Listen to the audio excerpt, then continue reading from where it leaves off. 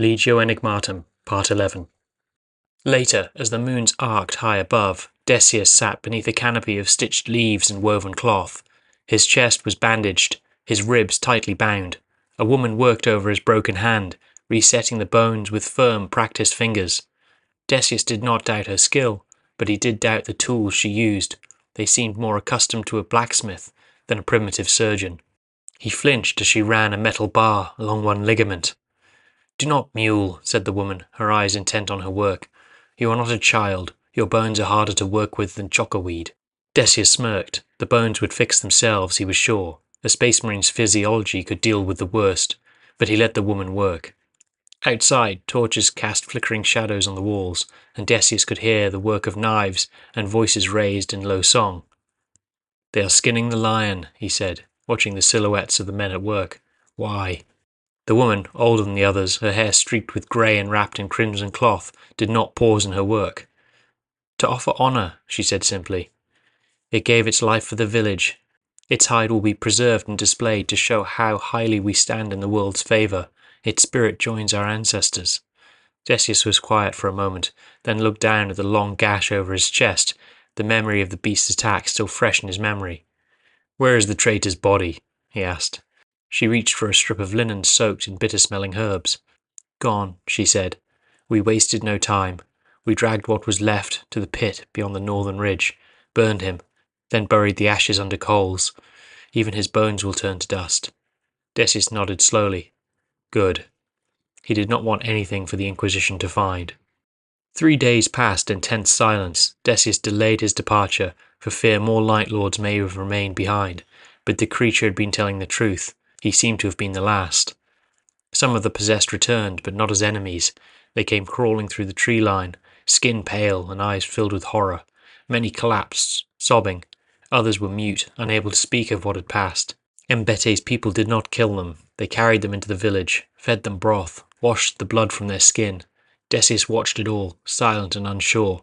Mercy was not the Imperium's way. He took the nights to rest. His strength returned quickly, though his broken hand ached, and his fused ribs still felt brittle. He bore the injuries without complaint.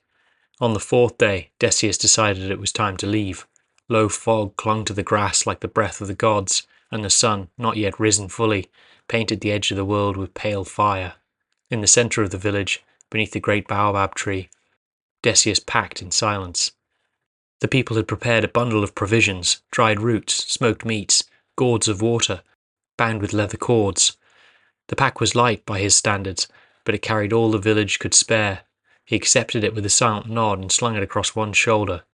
A woman from the village had also fashioned him a pair of lashed sandals, the sort the hunters wore. They were sturdy but cool, and the women laughed that they would be the largest sandals she would ever make.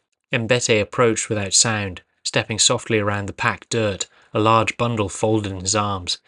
He stopped before the Space Marine and looked up, eyes shining with a quiet pride. "You do not leave here a stranger," Mbete said. "You leave as one of us." He unfolded the package, which was revealed to be the pelt of the lion. It unfurled like a shadow at dawn, black and deep as obsidian, glinting faintly with streaks of silver where the great lion's fur caught the light.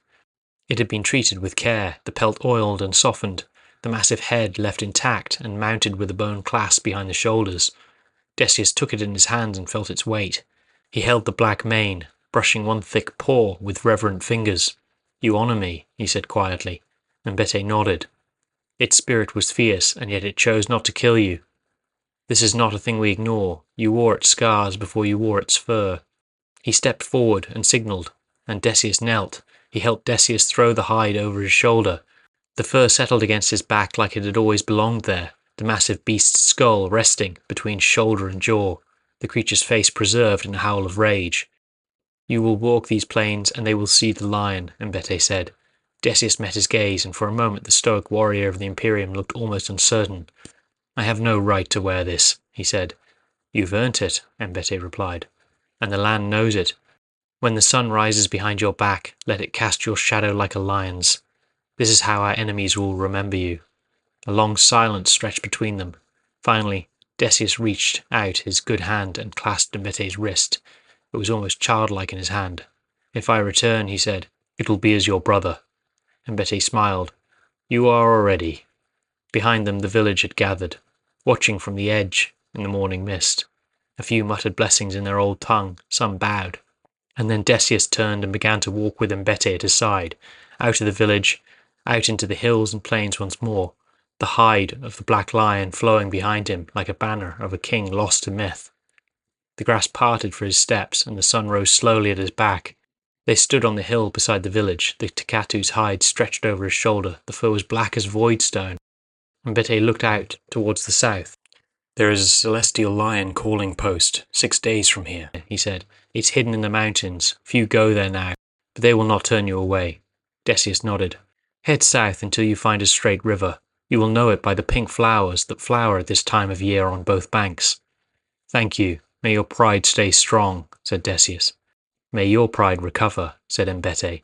He was obviously referring to Decius's lost brotherhood and his banishment from the chapter. Embete looked at the hide on Decius's shoulders. When the Tecatu spared you, we knew the god spirit and the golden-clad saviors had sent you for a reason.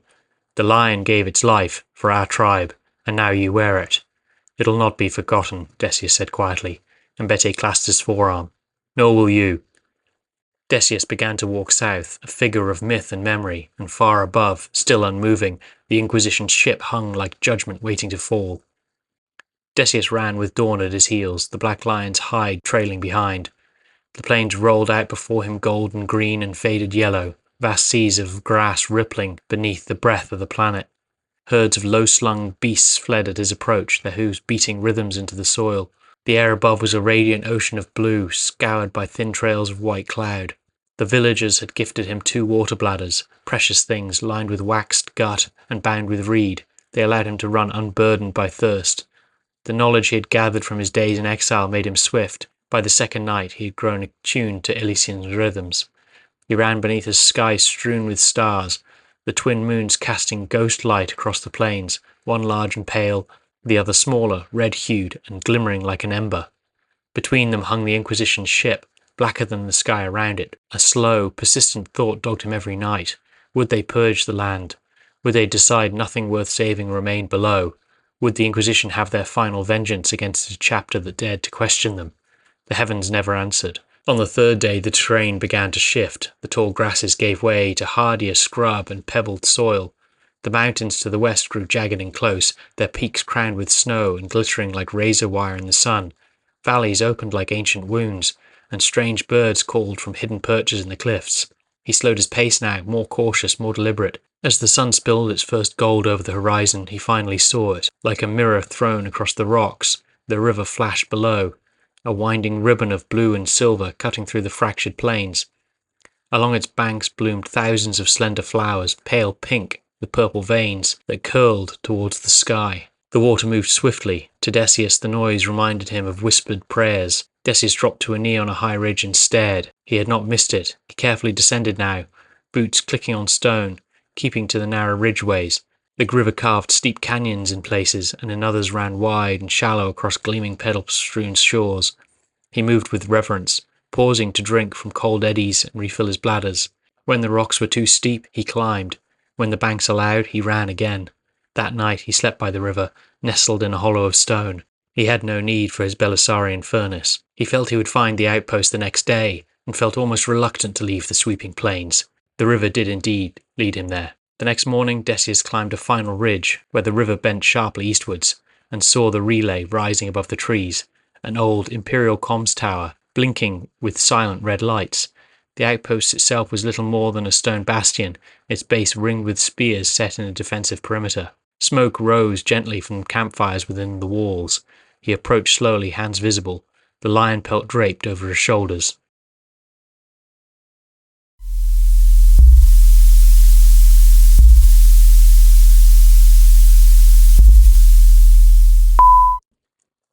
Thank you for listening. If you know anyone who's into Warhammer 40k and fancies listening to an original story, please feel free to share this around. It'll help the channel grow a lot.